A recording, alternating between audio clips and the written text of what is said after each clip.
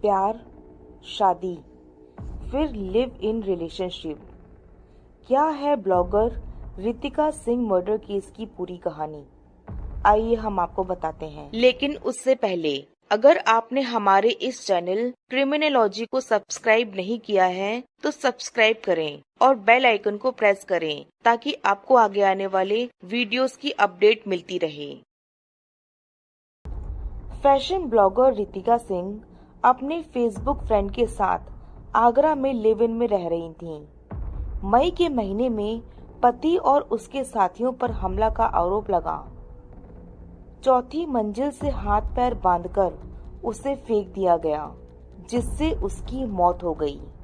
शहर आगरा में ब्लॉगर रितिका सिंह की हत्या हुई थी। आगरा के थाने ताजगंज क्षेत्र में ताज नगरी फेज 2 स्थित ओम श्री अपार्टमेंट की चौथी मंजिल से फेंककर उसकी हत्या कर दी गई। रितिका सिंह अपने फेसबुक फ्रेंड के साथ लिव इन में रह रही थीं। फ्लैट में मौजूद फेसबुक फ्रेंड ने आरोप लगाया कि महिला के पति ने उसको बाथरूम में बंद कर दिया था। आरोपी उसकी भी हत्या करने वाले थे, मगर शोर मचाने पर आए सोसाइटी वालों ने उसकी जान बचा ली। पुलिस ने अब तक इस मामले में 5 लोगों को जेल भेजा है। गाजियाबाद के विजयनगर की रहने वाली रितिका सिंह ने वर्ष 2014 में फिरोजाबाद के टुंडला में नगला झम्मन निवासी आकाश गौतम से प्रेम विवाह किया था। पति के साथ पहले कुछ वर्ष वो फिरोजाबाद में रही, इसके बाद आगरा आकर रहने लगी। वर्ष 2017 में फेसबुक के माध्यम से उसकी दोस्ती टुंडला में बड़ा बाजार निवासी विपुल अग्रवाल से हो गई। इसके बाद रितिका के पति से झगड़े होने लगे। वर्ष 2018 में रितिका अपने पति को छोड़कर फेसबुक फ्रेंड विपुल के साथ रहने लगी। 2.5 माह पहले विपुल ने ताजगंज क्षेत्र में ताज नगरी फेज 2 के ओम श्री अपार्टमेंट में फ्लैट नंबर 404 किराए पर ले लिया। इसका किराया 13,000 और बिजली का बिल अलग से देना तय हुआ। रितिका फूड, ट्रैवल और फैशन पर ब्लॉग बनाती थी। सुबह विपुल और रितिका फ्लैट में थे, तभी रितिका का पति आकाश और उसके साथ 2 युवक और 2 युवतियां फ्लैट में पहुंचे। फ्लैट का गेट खुलते ही उन्होंने मारपीट शुरू कर दी।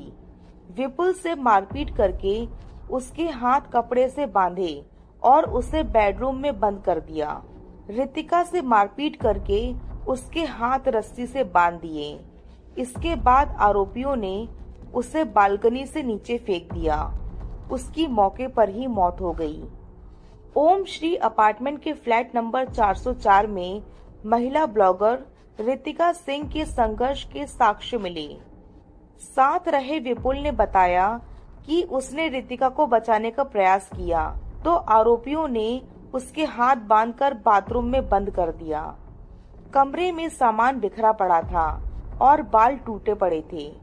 फॉरेंसिक टीम ने मौके से साक्ष्य संकलित किए। सीसीटीवी फुटेज भी पुलिस ने कब्जे में ले लिए। पुलिस को पूछताछ में पता चला कि आकाश गौतम पूरी तैयारी से आया था। हत्या वाले दिन सुबह 10:30 बजे अपार्टमेंट के गेट से पहले उसने अपने साथ की दोनों महिलाओं से एंट्री कराई, जिससे किसी को शक न हो। ये सीसीटीवी फुटेज में नजर आ रहा है। गार्ड मुन्ना ने टोका तो आकाश आ गया। उसने महिला से एंट्री कराई। उन्होंने सुनीता नाम लिखते हुए फ्लैट नंबर 601 में जाने की बात लिखी, जबकि उन्हें 404 में जाना था। ऐसा इसलिए किया कि जिससे गार्ड को उनकी सही जानकारी ना मिल सके। मोबाइल नंबर के आगे आकाश का नाम भी लिखा। पांचों एकदम से अंदर चले गए। उन्हें पहले से रितिका के फ्लैट की जानकारी थी। 15 से 20 मिनट बाद ही अपार्टमेंट के पिछले हिस्से से गिरने की तेज आवाज आई। लोगों के शोर मचाने पर गार्ड ने गेट बंद कर दिया। लाश पड़ी मिलने पर लोगों ने आकाश और उसके साथ की महिलाओं को पकड़ लिया। वहीं 2 साथियों का पता नहीं चला। लोग फ्लैट में पहुंचे तो विपुल बंद था। उसे खोलकर बाहर निकाला। सूचना पर पहुंची पुलिस ने घटना स्थल से साक्ष्य संकलन किया। विपुल की शादी वर्ष 2009 में हुई थी। उसकी पत्नी दीपाली डेंटिस्ट है। 10 साल का एक बेटा है। पत्नी विपुल के घर में ही बेटे के साथ रहती है और विपुल रितिका के साथ फ्लैट लेकर रहता था।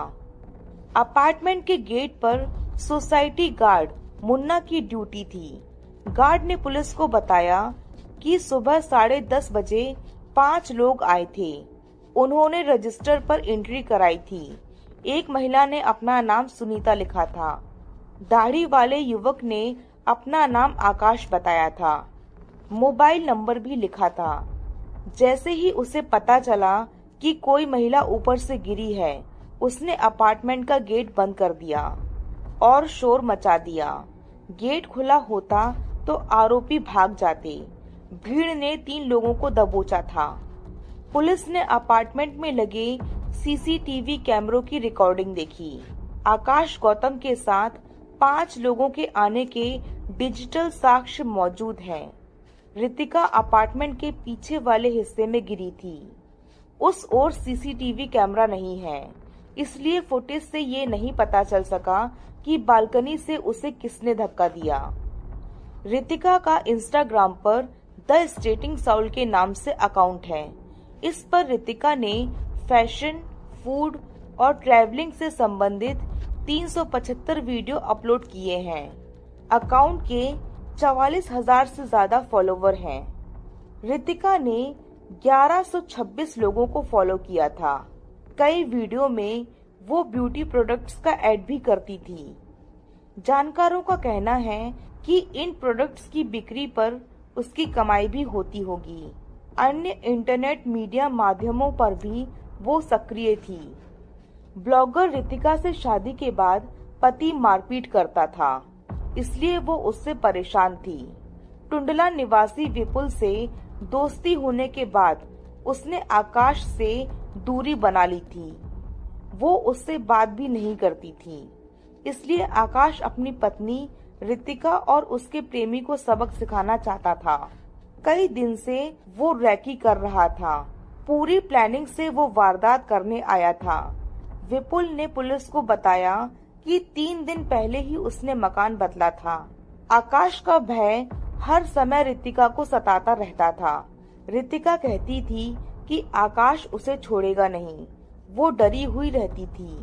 पुलिस की छानबीन में पता चला है कि आकाश ने इंटरनेट मीडिया की मदद से रितिका और विपुल के बारे में जानकारी जुटा ली थी।